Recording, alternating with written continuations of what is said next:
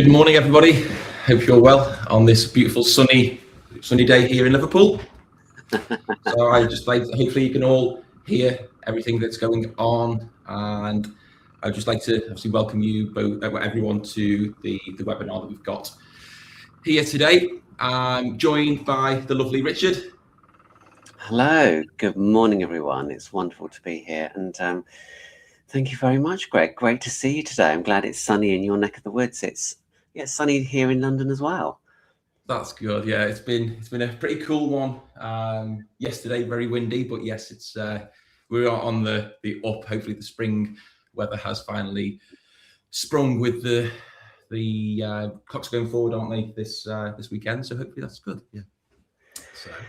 Yeah. So we're here to talk about the experience gap in luxury hospitality, aren't we? And I know, Greg, you are an absolute expert in branding and digital presence, aren't you? Absolutely, yeah. So myself, obviously, I'm from Four Studio. So yes, we're a creative design studio. We work across brand, digital presence, guest-facing kind of communications across the luxury, the hospitality space, fine dine restaurants, and variety of premium spaces through to stadiums and what have you. And yourself, Richard, give everybody a little intro of what you are, what you kind of do at your company. Yeah, of course. So hi everyone, and I'm Richard Elsey. I'm the founder of the Thoughtful Learning Company, and we specialize in luxury hospitality training, and our signature program is the 5 Steps to 5 Stars. So we really help businesses elevate the soft skills through team member training and a variety of different training interventions and different modalities to really help businesses polish their levels of premium service. Nicely done, nicely done. So again, so to set the format for today is we're going to hopefully be running on time. We've got 45 minutes of practical kind of conversation to get with me and Richard. And also we have got 15 minutes of open questions, hopefully for people to kind of to answer anything. And again, please feel free to use the chat, and any questions you can ask us. We'll try and answer them as soon as we can throughout the session. Sorry, I'm just looking at my phone. Someone just messaged me to say they haven't got the webinar link, so I need to try and send that to somebody. But if you could just take over for 2 seconds, Richard, that'd be excellent. Yeah, absolutely. So as Greg said, we're going to be here for about 45 minutes, and feel free to use the YouTube chat box to engage. We'll keep an eye on that throughout the webinar today. But of course, we're here to talk about luxury hospitality, and of course, there's a lot going on in the world. And whether you're a hotel GM, whether you work in luxury retail or private aviation, this is absolutely for you. And we're going to be focusing on the 2 sides of the coin, if you like, when it comes to the luxury experience.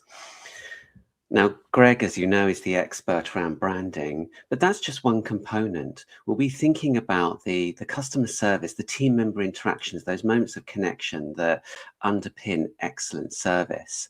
Because, of course, whilst it's wonderful to have a great looking hotel or lobby or a high-end guest suite, what is the service that underpins that?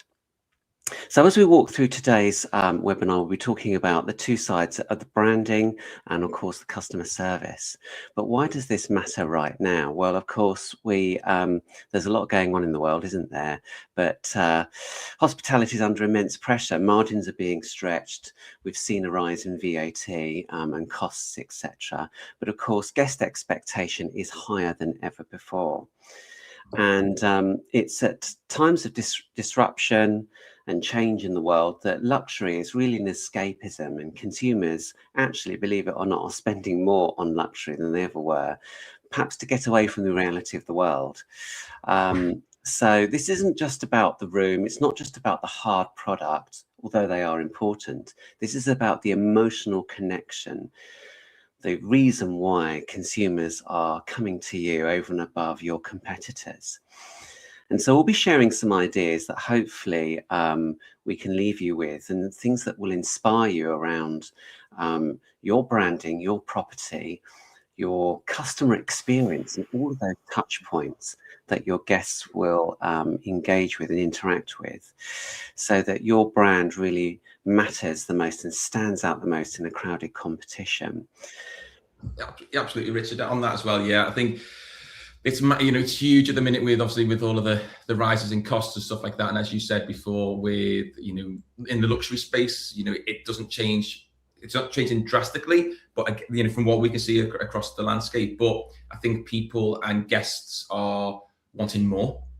So I think obviously that there's pressure from financials, but as well as that, there's pressure across both for, you know, people, the demand of what people want, and those expectations are not like they were pre-COVID. I think now, you know, people want to do a lot more UK breaks or whatever it could be and stay more local. I think people wanting a lot more, which again, that leads us quite nicely onto the experience gap. And obviously that's the kind of the bread and butter. That is the main overarching kind of title of this, the webinar, really.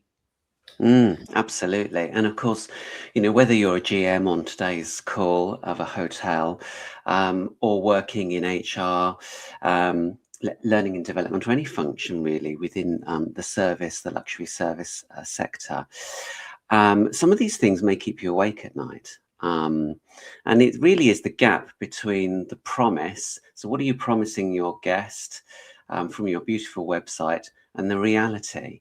And sometimes the reality can be very different from what consumers are seeing on the website, the photography, etc. Because of course we all know that the daily grind can get in the way. Sometimes there's going to be operational issues, staffing issues. But whatever you're doing, you're selling the dream, aren't you, Greg? It's not just a room, it's a lifestyle.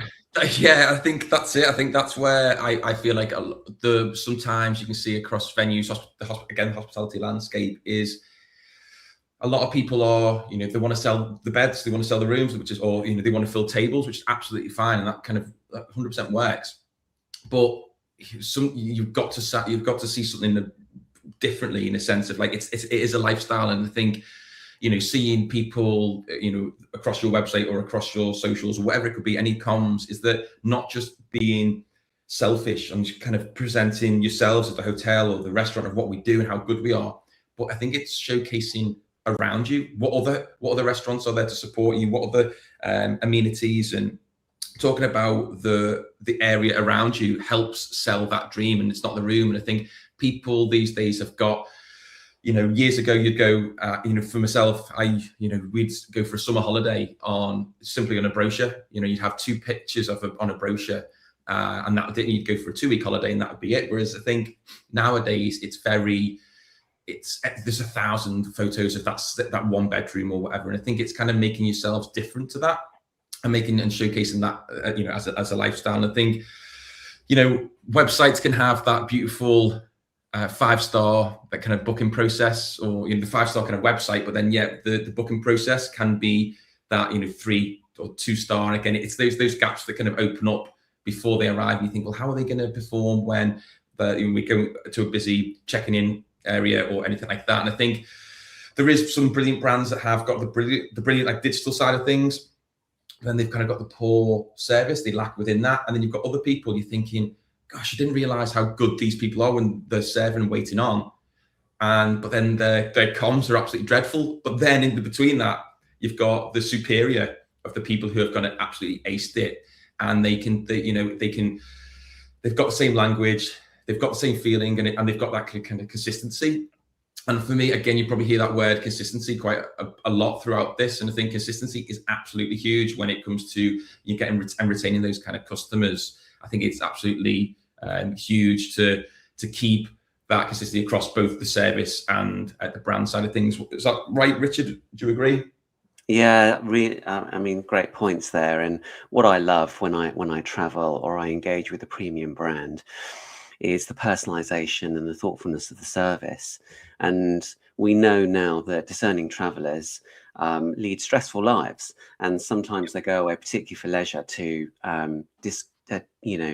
disconnect from reality, from life, from some of the digital devices that we've got, but also reconnect with others around them, whether it's friends or a partner. And I think, the fact that some hotels really get that, and they can help you de-stress and maximize your time while you're on the property. And let's say if you're staying there for 3 nights, you just want to really unwind and use the space, connect with yourselves and connect with others And so is that a quickly. talent? Is that a talent that people have got, in a sense of like, can that be trained? Is that ingrained with someone that, about the service and what have you? What is it about for me, it's you want to go and experience that, but sometimes people can kind of go, you've got this type of person, they're not going to change, they're not going to do anything. Whereas then you've got to question, are they the right fit for the business, or can they be trained? I don't know what your opinion is. Yeah, I would say absolutely. I mean, training is such a fundamental part of the employee life cycle, and making sure that your team members are fully equipped to serve your guests. It helps to build retention, but also we're seeing that hospitality in traditionally has been seen as a bit of a stopgap role. But actually, I think if you invest in staff training and you have a high degree of employee engagement, you're going to retain your team members. That will translate naturally into the premium levels of service that you're offering. And like, it's with that, it's not necessarily hugely luxury, but I think there is down in London, Albert Slosh, I think is down there, and there's one in Liverpool, and my daughter loves there because they've got a disco toilet. You go in there and you can press the button and the lights go on, and it's brilliant. I've never been in there because it's in the ladies, but she's come back with loads of photos and she loves it. But we went there a few weeks back. We were sat at the bar. It was absolutely, it was chocker, it was full. But we were sat at the bar, and my daughter was just engaged with the mixologist, making the drinks and stuff like that. He's being very creative in how he's kind of displaying. And she was looking at him and watching him. And then all of a sudden, he kind of came over and said, "Would you like to make you a cocktail?" And he then made her, she was obviously went all shy, but he made her a cocktail very similar to the ones he just made, the alcoholic ones, but obviously not with any alcohol. And again, for me, that is service. That's, that for me is like someone who wants to be there, who's really proud of what they do as a living. And as you say there, some people can see it as a stopgap, but I think for me in hospitality, the people who are true hospitality people, they shine automatically, they shine straight away, I think. Yeah, you're right. And the more consistent that your service becomes, the higher that you can charge and have a premium rate for the product or service that you're selling. Yeah, for sure. And yes, I thought let's go on to this slide here. Is obviously about the kind of the timeless branding side of things. So, this is more, obviously increased. You can have that increased in revenue. Sorry, let's start again. With kind of having a consistent kind of brand presentation, you can increase your brand revenue by up to 33%. Which, when I read that a while back, I found that astonishing. Which is crazy, and some people think, well, that's unrealistic. But I did a lot of digging, and that kind of is the a ballpark of where we're at. And I think for that, there's a lot of different things that people can do, little mechanisms that they can do with that kind of brand presentation. And there's the likes of, it could be a simple sign off on an email, or when you're in the space, in the space, in the venue, in the hotel, whatever it could be. But the likes of Virgin Atlantic, they have a thing, I think, they see you in the skies, or is it like Soho House, or the Hoxton have like with love from the house and stuff like that. And they've kind of got this narrative around them that kind of helps them. So whenever they're doing any comms, it kind of helps them with people kind of get familiar and how they kind of talk. And I'll talk about it in a second, but it's for you, the kind of the viewers as such, is like, how familiar are you with your brand kind of tone of voice guide, in a sense. And I think with that, there's a lot of people that you can use that both digitally and in person as well. Yeah, Richard, do you do much kind of tone of voice or guiding people through that side of things when you're on the service? Yeah, I was just going to say, actually, the choice of language and the premium use of language is so important here. It really is. And that can be a brand differentiator. You talked about emails and the tone of voice in emails, and avoiding words like "I'm afraid," "unfortunately," however.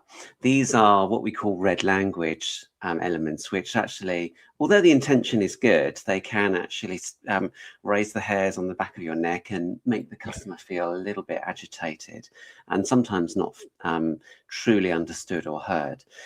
And if we can eliminate that red language and make it more green, and talk about the things that we can do rather than things that you can't do, it's so powerful.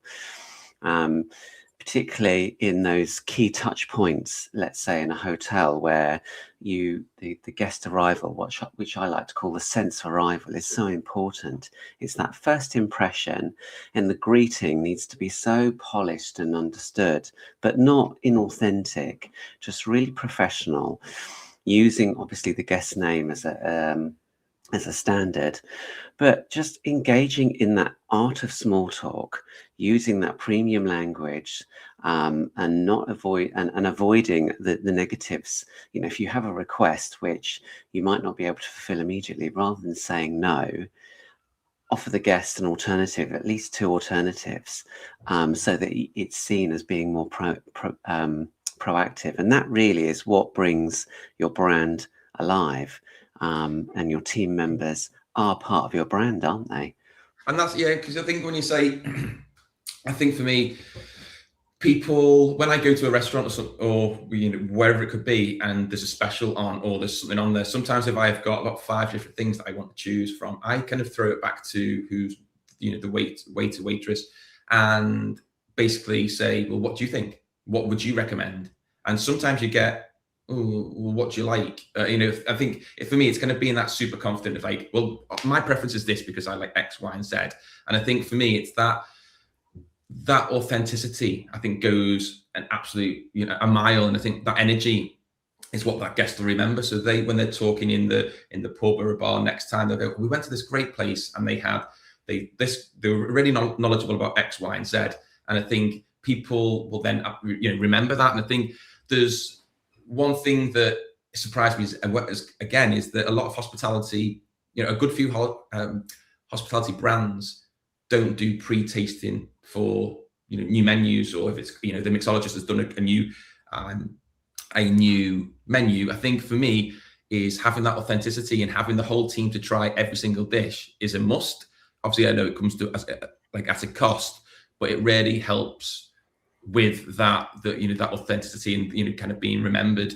But obviously, spring is literally sprung. It's near enough here, and if you're not kind of doing that, you were looking into kind of these pre-tasting stuff, I think probably now is the right time to try and get in spring and get the team that are waited on, or even down to reception, the receptionists, what they're kind of looking at. And I think with that in mind, I don't know if you've got anything, sorry, before I move on, Richard, have you got anything to add to that? Well, what I would say is that your team members are probably your biggest asset. After all of the wonderful capital expenditure that you've put into a property, all the design and the thought around your branding, it's your people that are bringing it to life. And sometimes that's overlooked, and it's that human bridge, isn't it? And it just so happens that I talked about the 5 steps to 5 stars, and one of the elements of that trusted process that I take my clients through is what is your personal brand like, from each and every team member to every manager in that organization. How they're behaving, what's the language that they're using. And you're absolutely right. Menu tasting, product knowledge is so important, because that tells the story, doesn't it? If you're a luxury consumer, you want to get more involved and engaged in the story behind the brand. And you'll make more revenue, I presume. You make, with people having more knowledge, a lot of the stuff you'll make more revenue. That should be fact, really. I think if you're trying to upsell things, then 9 times out of 10 it will go your way. Well, it will. Absolutely. And, I'm a big fan of, I'm a big tea drinker, as you know, Greg. And I don't drink coffee. So whenever I stay in a hotel, and the one hotel that I stayed at in the past knows me, and actually I talk about this story a lot. They actually put a nice selection of Earl Grey tea in the room. They know I'm not going to touch the espresso coffee machine. I'm not interested in any of that. So there's no point having that all set up and laid out for me. What I want is a nice cup of Earl Grey when I check in or when I wake up first thing in the morning. And that for me is quintessentially luxury service. It's a bit like, I know you visited a well-known spa brand recently, and actually the service from the spa hosts can make or break the service. And rather than it be transactional, having a more polished service where, for example, they're saying, welcome back, Mr. Elsie. I've reserved the quiet cabana for you away from the families, so you can read undisturbed. And that kind of level of attention to detail is so nice. The fact that they go on then to say, I've reserved, I've got your robe and slippers ready for you. By the way, your therapist will arrive at 11 o'clock just before your treatment. And I know that you don't drink alcohol, so would you like a non-alcoholic beverage while you wait?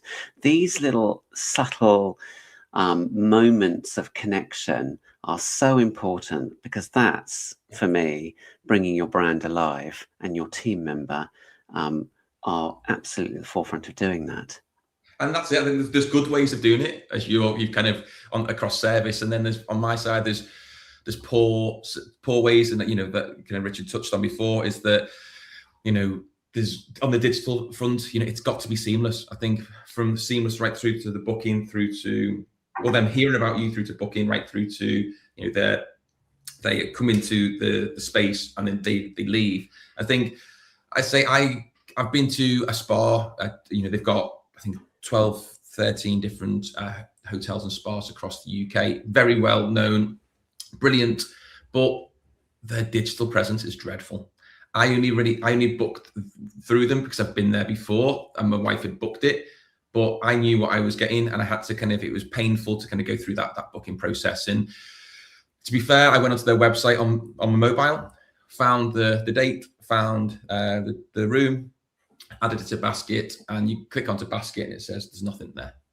So for me, I don't know how they've got a functional business if that is the case. So I did it, went on my desktop, and there was teething problems. So I then went across and ended up booking it on booking.com, which is for a hotel, you can imagine the loss of margin that they've got for that. But again, it's that digital experience was so poor, I had to move on. And previous to that, it's they've got spas, which is great, but I think they're putting a lot of focus on the service and how it all looks on site, but not on the digital side. So on the spa, you can't book. You've got to call up. You've got to call someone up to make a reservation on a spa. Whereas there's so many out the box solutions for spa treatments and what have you online. Obviously, I know there's a lot of spas or hotels rent their spas out for certain brands and what have you, but it can be pretty poor. When it leaves a bit of a bitter taste in your mouth when you've you spent a lot of money and it's this is what you get. But yeah, I think for me, right to move on, Richard? Yeah, definitely. And tell us a little bit more about, so obviously every touch point is so important, and how do we turn that into a brand moment? So yeah, I think how I start, what we do at 4 is all about discovery. And everything we start with, every brand project. I was talking to a hospitality brand yesterday about looking to coming to market, and within that, what we looked into do is we create a discovery session that's all about understanding creative direction, tone of voice, values, mission statement, and everything else in between. And the simple structure, as you can see on screen, is that the sliding scales there. That's a simple personality scales that you could easily use and do with your own team, and looking to see how you talk across digital and how you talk across in person as well. So it could be, are you a playful brand? Are you more of a serious brand? Are you story-led? Are you data-driven? Whatever it could be. But that's all good. But you've got to tell the team not just not just the senior leadership team. It's got to be everybody else in between that's got to know that, so they can sell it. And I think for me, that kind of consistency sells. Even if you've got multi-sites, you've got, there's different logos, you should still have a toolkit, a tone of voice guide, or something, a style guide to really implement, and everyone knows, and everyone's going to sing it, across the same hymn sheet. It's a must, and that then helps, as I say, refine the logo, the colors, so that people aren't just going to jump it on the likes of Canva and changing different templates and what have you. It's different. So from that is a case study that we've kind of been working with Novotel. So that was last year. So we worked with Novotel, and they had a coffee shop on site, which is brilliant. And it was a functional, ready, making revenue, but it was, they kind of could see that it was a little bit tired, or it could do more. So what we kind of then, our task at hand was to really look at this, the coffee shop, and seeing how we could really make more of it. So as you can see, there's the different screens on there I think they were done in Canva by somebody. You've got different comms across the bottom left is like a table talk, and you can't really read it. Again, proactive, people are doing these proactively things, which is absolutely fine. But again, it's just a matter of doing it proactively and then doing it properly as well. So on here, what we were looked into the guests, how many people are using the coffee shop, and then realized that you'd think it'd be a lot of the people would be guests, but we worked out that it was about, I think it's up to 70% of the people using it were actually students. And so what we then looked at doing, we were trying to work with the team. We developed a name, because it didn't have a name, then that brand identity. We looked into photography, and we kind of created a full brand and created a high street product. And what we then kind of flipped it is this. So we then kind of created 410 Coffee. So this came from the building of the hotel, which has got 410 cladding around it. But what we wanted to do is we wanted to kind of create a kind of intensely energetic and bold brand. And this brand, we wanted to relate more to students, because they are there. We then looked at across screens. We looked at, as I say, the packaging and everything that we wanted to engage with the students. Again, even down to the vibrant coffee cup. So when people are walking around in the city, people can start noticing these cups, and it's a little bit different. And for me, comparing them both, I'm hoping you'll all agree that it now has its own kind of clear personality and has a high street feel to it. And guests probably could now know what to expect before they even kind of walk in and think. So compliments to the work that we did is obviously the GM kind of came to us and obviously said that the sales are close to like doubling week to week since we've kind of rebranded them. So again, from that kind of brand moment, that just from having, you could have gone by doing this, absolutely fine, but they could see a opportunity to really uplift the brand. And that's what we did with Novotel with Core 10 Coffee. And so that's kind of me on brand. It's all on this. It's all about that kind of perceived value. And I think sometimes people can't really see the ROI in brand execution, or where can we go with that. But I think it's all about it's the long game and understanding where we are kind of strategically, and what our kind of the main goals are, where we want to be, what we're trying to attract, and what have you. So that's brand side, and more on the beautiful kind of private jets that Richard he gets to go on every now and again, which is Richard, on your side of things with service and private jets. Tell us more on how that life is. Yeah. Well, sometimes it's pretty glamorous, I must admit, but it looks it. But I must say, Greg, you're so your brand attention to detail is so cool. You really have an eye for design, and I really kind of take my hat off to you for that. Because of course, as you just saw from the previous slide, you transformed the sort of bland, normal, vanilla, transactional, run-of-the-mill coffee shop outlet to something that just, I would instantly be attracted to that. I think it looks great. And people do that. People think that there's the restaurants that the hotel's been there for however long. They think, well, yeah, we'll just keep it as the name of the hotel restaurant, but it's kind of creating a moment, creating a destination is massive. So it could having its own social channels and stuff like that. So people independently can just come in. They don't even want to go into the hotel. They want to come into the restaurant or get that experience. That again can really help push value into you. The people of your paying guests, as well as people who aren't even staying, can really help push the value and really big into pushing revenue. Well, moving on from premium coffee, let's talk about premium private jet, shall we? That's a lot better, yeah. So yes, it just so happens that I worked with a private jet business, and they came to me because the service was fine, in their words. It was pretty transactional, but it wasn't premium. And so I worked with them to design a structured program, which really focused on that proactive service around reading the room. And this also included these more luxurious notes and premium service language that I talked about earlier on, particularly when selling in a sales environment. And so what led to some really interactive sessions and high quality content was something really incredibly powerful. All the participants could connect with and really bridge that skill gap around how they moved their current levels of service to something more polished and more premium. And they all really enjoyed the training. They very much benefited from it.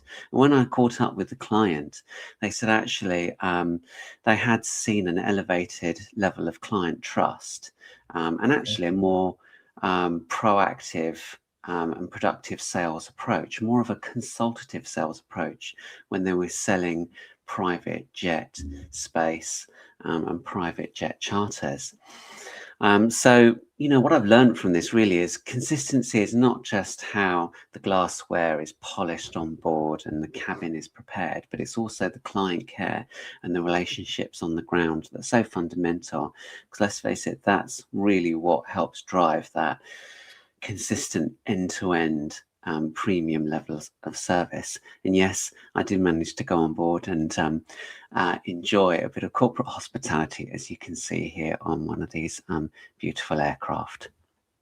That's it. I think I wouldn't mind being on that aircraft as well. To be fair, it looks both of them, they look very, very nice. And I think it is that similar to what you said about your Earl Grey tea before. As I think if people like a certain type of chocolate, sweets, savory snacks, whatever it could be, I think is massive, isn't it? If someone kind of, you the first time around, it's a questionnaire or whatever it could be, but then they've got an array of snacks, and this time around you sell out of this particular snack, you then know when you're next having them on board is to have them and kind of, at first, coming through and saying, would you like X?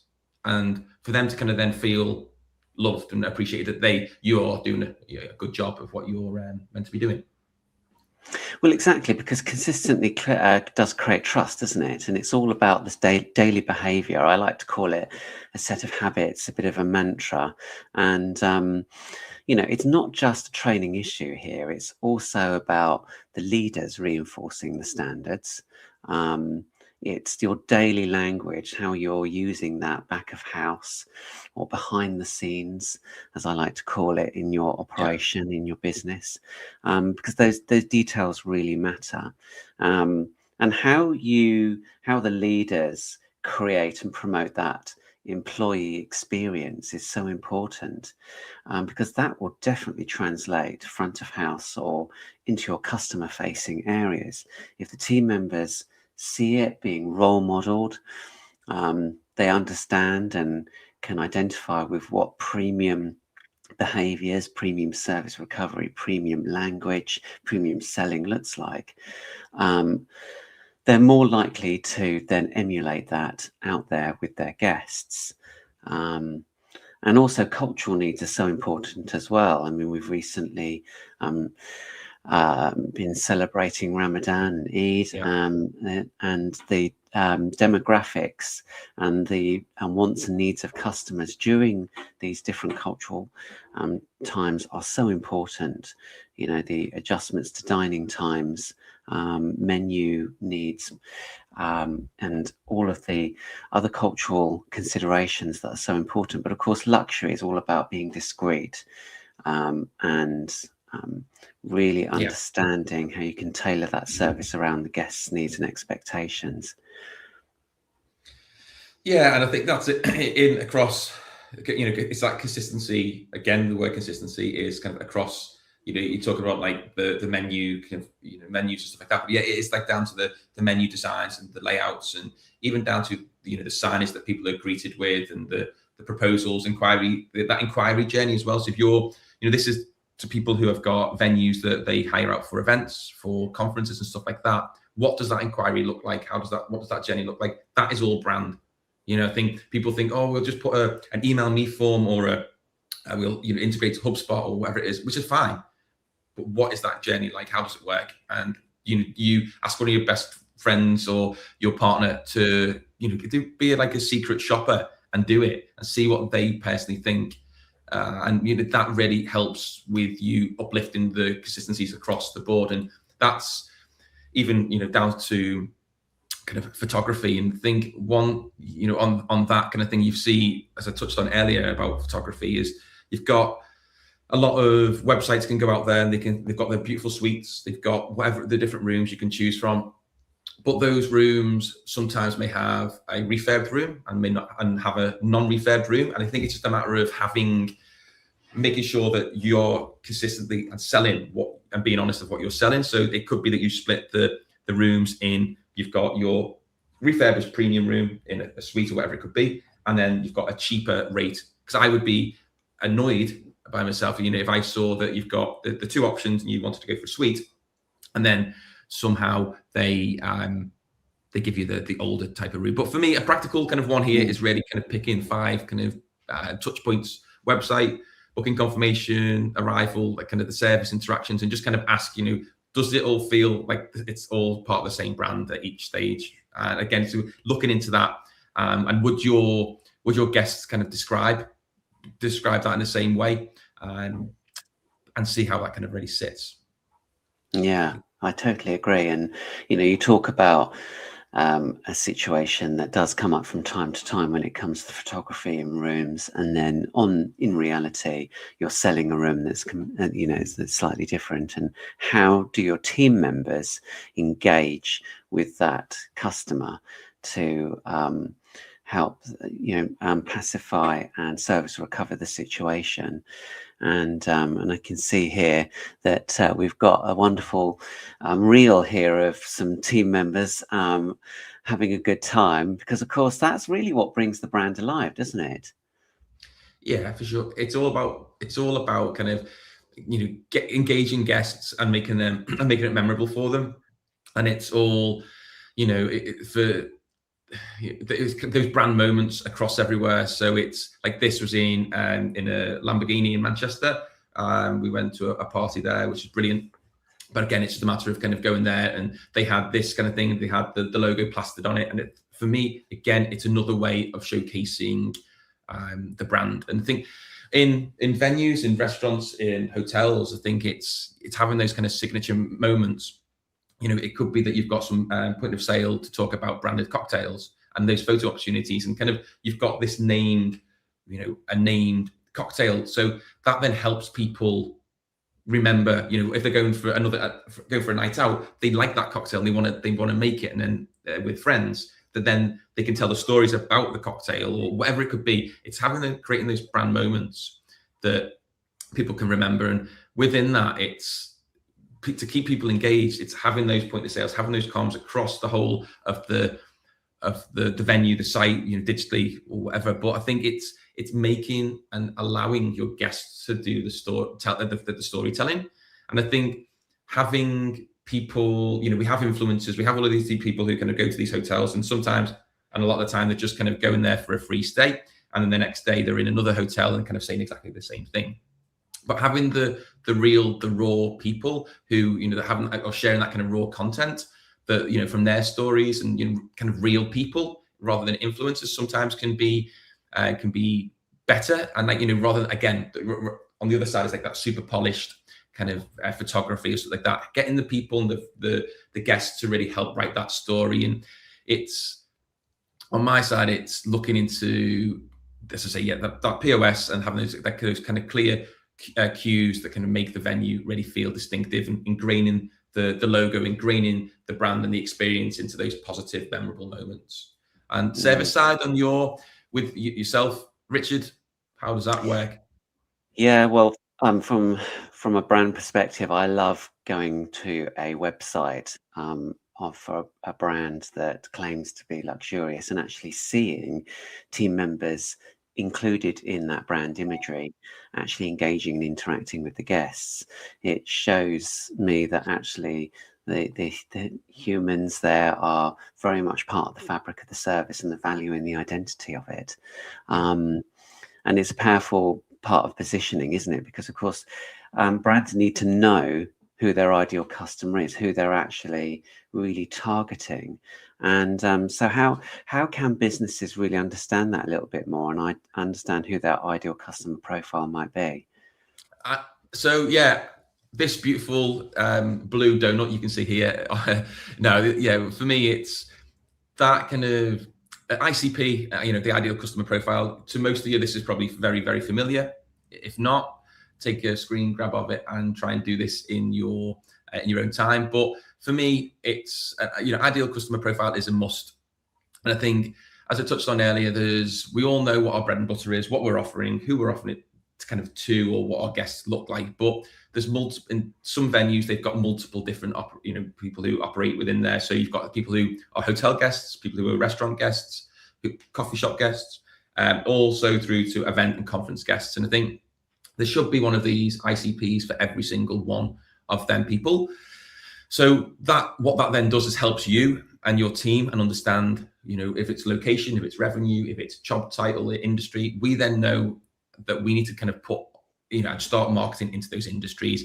And I think it really helps you understand your kind of demographic a lot more. A perfect example of this is I was speaking with a 5-star venue I met at the Independent Hotel Show. That was back in November. And that was a brilliant event. If you've not been to that Independent Hotel Show, I'd really recommend that in London. But I was talking to someone there, and they were talking to me about the 5-star accommodation, but they were struggling to attract the right kind of guests. And it got me, and I was, why, you know, why is this? And I think it turns out that they were listed on nearly enough every site, booking.com, you know, a variety of others, and they were chasing the volume, not really aligning to their standards. And what we were looking into and digging deeper is, we started to look at their night rate, and their night rate was a lot lower than the local 4-star competitors, which I found astonishing. So what we then did is we kind of worked with them, helped kind of reshape their offer, and tightened up that brand message, improved their listings, and we kind of went from there. You know, and they did see an uplift. And think, for me, that is not visual brand in a sense. That's all of the backroom stuff that kind of happens, that people want to kind of do, you know, simple price and, you know, different listings, and having that, you know, that shift, you know, with not being visual, it really helps you as hotel or, you know, hospitality operators to really, you know, move forward, and it helps kind of creating that better traction on clients, really. And with that, I just kind of look at it to time. We've got about 15 minutes left. I will whiz through one more of these. One or two more. So with that, with the ICP, is we have got a variety of different people, but those varieties of different people have got different, as I say, different wants and needs. And within that is accessibility is huge. Most venues are wheelchair accessible, which is absolutely fine, which is brilliant.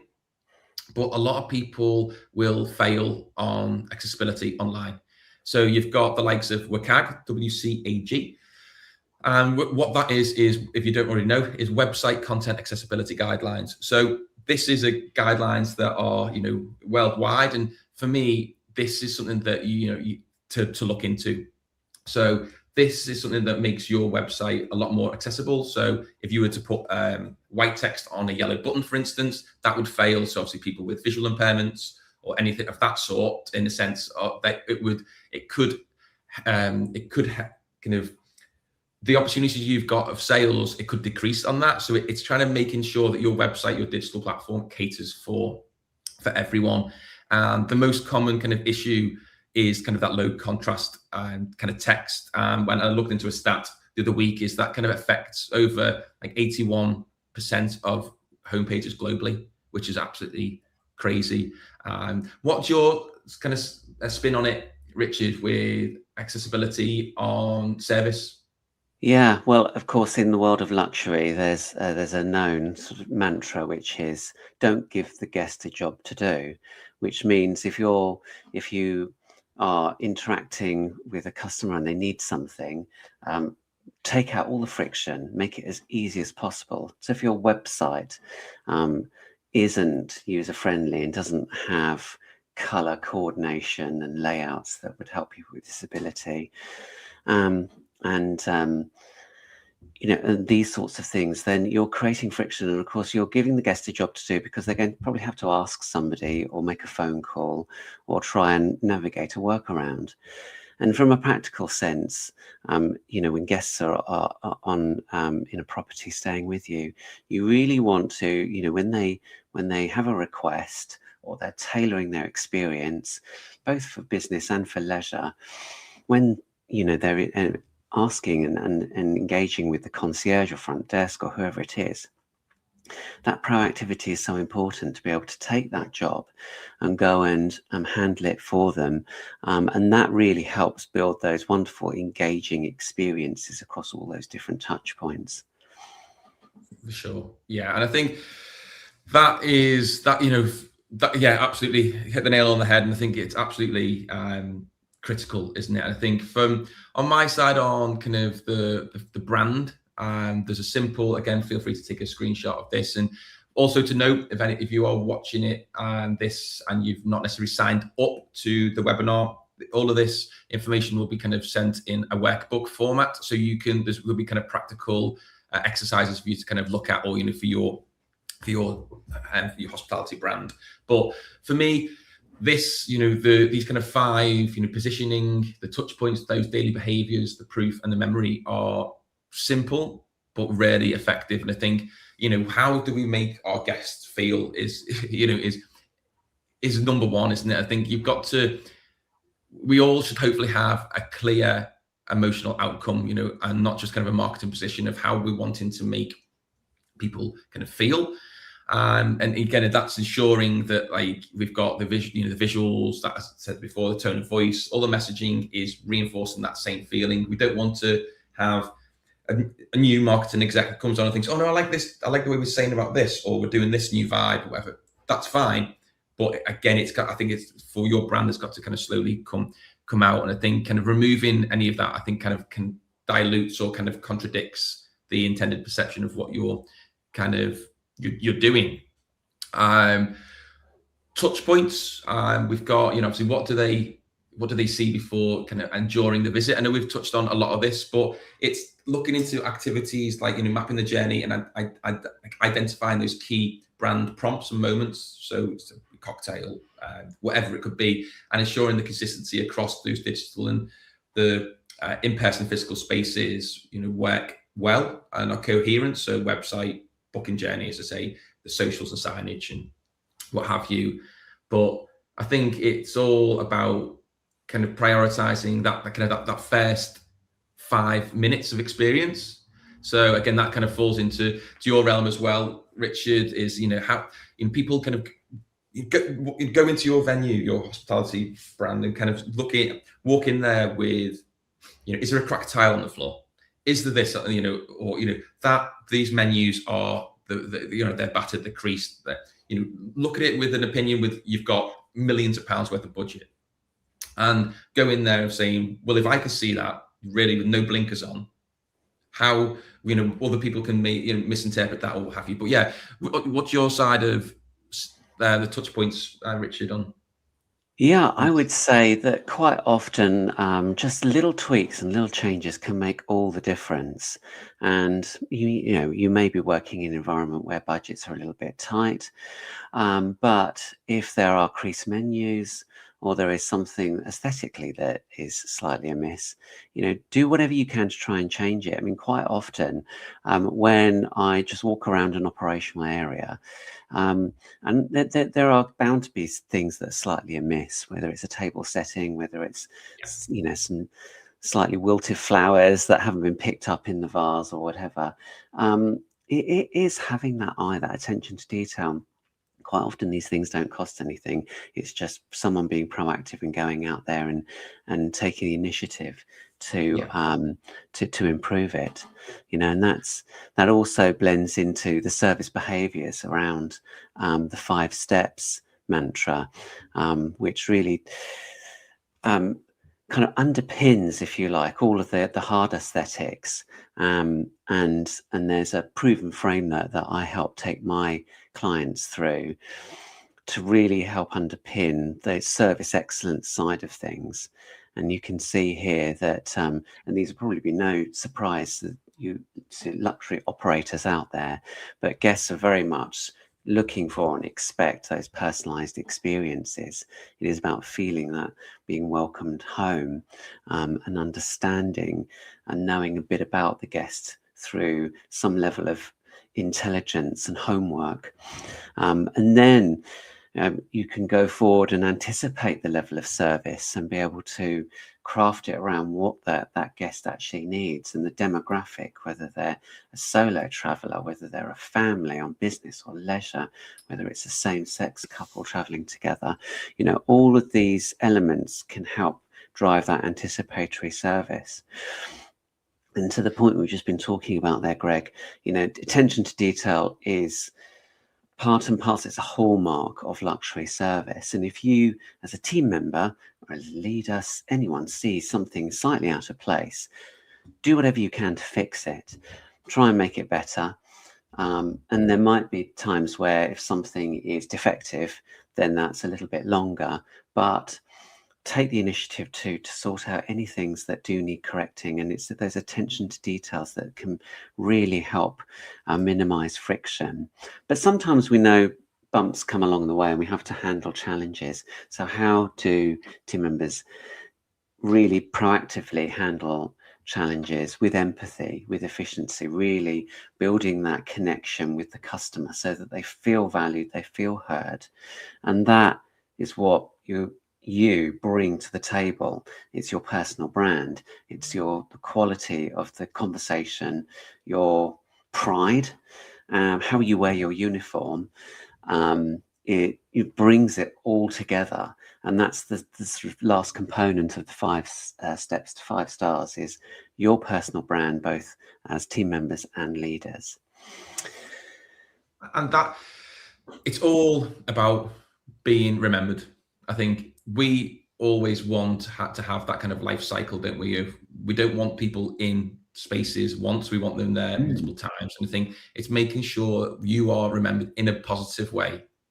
So it may have started negative and it may have started a bit of friction, but you've then kind of helped create that frictionless, that's kind of disappeared, and it really helps you kind of create a better, more memorable experience. And I think it's all just a matter of marketing through, again, keeping everyone kind of connected wherever they follow, the variety of different touch points. And as I say, email and follow-ups, get people on automated, use like Active Campaign or anything like that for like the welcome series or exclusive updates. We want people back and we want to help kind of maintain that connection with people. And it's, looking into a kind of a customer journey it's all about kind of simplicity, not overcomplicating it. I think that real engagement really kind of comes from the meaning, not just kind of the aesthetics, but it's all about that that feeling, in all honesty, and how everything is comes along. And this is a really good quote that Richard worships? Well, I do, because of course, what we're talking about today really is people buying through emotions. And we know that the emotional side and the decision making power through the emotional side of the brain is really critical. And I just love this quote from Maya Angelou because it sums up everything that we're talking about. Customer experience is a feeling. So, thinking about that, shall we share how people can connect with us? And I think we've got a couple of questions in the chat as well to answer. Yeah, absolutely. So yeah, feel free to kind of connect with both myself and Richard on here. And I think, the goal is kind of simply to help you and your teams, attract more inquiries, obviously showcasing your spaces beautifully and stay top of mind for bookers and when they're kind of returning. But yeah, I think if you've got any questions, please pop them into the chat. But on our side of things, it's all about kind of being remembered and not just seen. I think your venue is not just those kind of four walls. I think it's an experience kind of waiting to kind of be booked. And it, as we touched on before, every detail, every touch point, every kind of creative decision or service decision kind of helps shape how people feel about you. And it's making it consistent, making it shareable, making it timeless, and you'll hopefully turn your more of your browsers into bookers. But yeah, be more remembered and not just seen. So we've got one from that says, do you think because of the stress problems and just overwhelm, a lot of people just lost the heart of hospitality? So for me, I don't know if you want to take this one, Richard. Well, I can certainly give my opinion on this. And the heart of hospitality is within everyone that works in the sector. I think if you're going into hospitality and you have, you're in the act of serving others, then you genuinely want to give a good job. I think most people there's very few people out there that go to work in a hospitality setting and go, I want to have a really bad day today. But what happens is that things get lost in the daily grind, and perhaps the leaders aren't demonstrating those role modeling behaviors that help drive service excellence and service consistency. And we all have stress and problems to deal with in the nature of serving guests and serving the general public. But remember why you're doing it, and remember the great moments of when the guest feels like that their stay is just magical, top notch, and really, inspiring. Those are, for many of us, the reasons why we actually go into hospitality for the first reason, and why we want to do a great job. Absolutely. Echo that, your response there, Richard, I think. But I think on our side, it's coming to 11 o'clock, and I would like to, thank you all for kind of joining us today. If you haven't signed up to the webinar, please do, feel free to sign up on the website link. And, what we'll do is we'll send you the workbook, and we are planning on, a few more of these in different topics. Again, this one was very top level, but I think for us here, it was really good. I've just got a question. Is there a cheat code for offering great quality while offering good value? I think it's all in the messaging and how you perceive it, really, to be fair. I think, Ashley, there's not necessarily a cheat code as such, but I think that quality is, it's all about quantity over, it's more about quality over quantity. So, I think it's kind of showcasing that the lifestyle, showcasing a lot more than just let's say you're getting a spaghetti bolognese. You're not just selling the spaghetti bolognese, you're selling everything around it, the establishment and what have you. I think it's not just about the bed, the table, the chairs. It's about you selling the whole experience, and you're selling the whole the city or the town that you're in. So I think it's a matter of, you can obviously offer the great value, but it's all about all the other added value. I don't know if I've answered that, but have you got anything to add there, Richard? Well, I do love a workbook, and you said you're going to share your workbook, and it just so happens that at the end of this, I'm going to be sharing the ebook, my ebook around 5 steps to 5 stars. So it's over to you, Ashley, to have a look at that and create your own cheat code from the resources that we're going to share. And feel free to get in touch and we can have a further conversation. Absolutely. So yeah, thank you all so much for your time on today. And yeah, thank you and have a great rest of the day and week. And you'll hear from us very, very soon, and we'll get another one booked in over the next coming months. But yeah, thank you so much for your time and have a good day. Cheers. Bye-bye, everyone. Thanks.